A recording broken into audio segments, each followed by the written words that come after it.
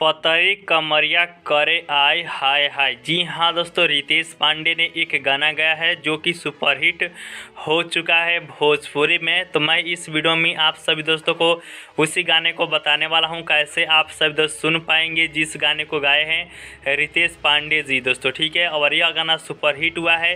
तो इस गाने के लेखक कौन है, म्यूजिक किनका है, सभी जानकारी आपको देते हैं। आइए जानते हैं।